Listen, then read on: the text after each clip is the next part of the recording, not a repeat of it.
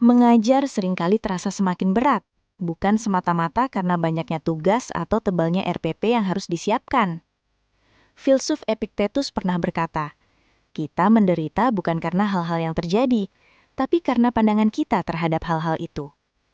Dalam dunia kita sebagai guru, rasa berat itu sering muncul bukan dari apa yang kita kerjakan, melainkan dari keinginan irasional kita untuk mengendalikan hal-hal yang sebenarnya berada di luar kendali kita. Stoikisme mengajarkan sebuah prinsip yang disebut dikotomi kendali. Prinsip ini menyatakan bahwa di dunia ini ada dua wilayah. Pertama, wilayah yang bisa kita kendalikan, dan kedua, wilayah yang tidak bisa kita kendalikan.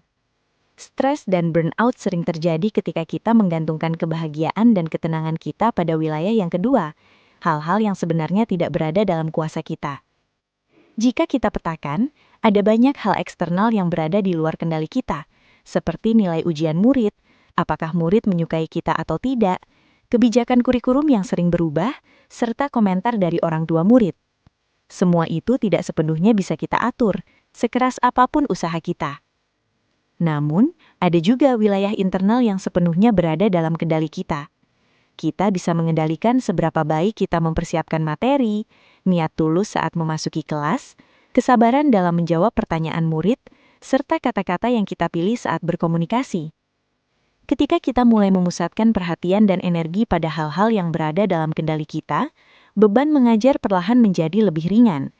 Bukan karena tantangannya berkurang, tetapi karena cara kita memandang dan menyikapinya menjadi lebih bijaksana. Menjadi seorang pendidik adalah tugas yang mulia, namun seringkali kita terjebak dalam kecemasan karena hasil yang tidak sesuai harapan. Kuncinya adalah dengan menggeser tujuan. Mulai besok, jangan lagi berkata, saya harus membuat murid saya, Budi, pintar matematika. Mengapa?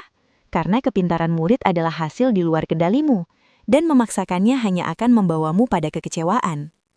Sebaliknya, ubahlah niatmu menjadi, saya akan mengajarkan matematika dengan cara paling menyenangkan yang saya bisa. Hal ini sepenuhnya berada di dalam kendalimu. Dengan fokus pada proses yang kamu lakukan, kamu akan merasa jauh lebih tenang.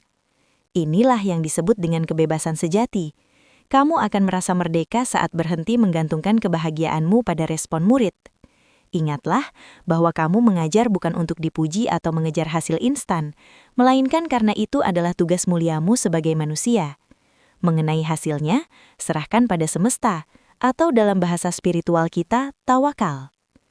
Namun, memisahkan mana yang berada di bawah kendali kita dan mana yang bukanlah hal yang mudah. Mari berlatih.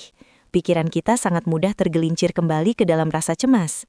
Oleh karena itu, salah satu praktik yang dilakukan oleh kaum Stoik dan para ulama adalah dengan melakukan muhasabah atau membuat jurnal refleksi setiap akhir hari.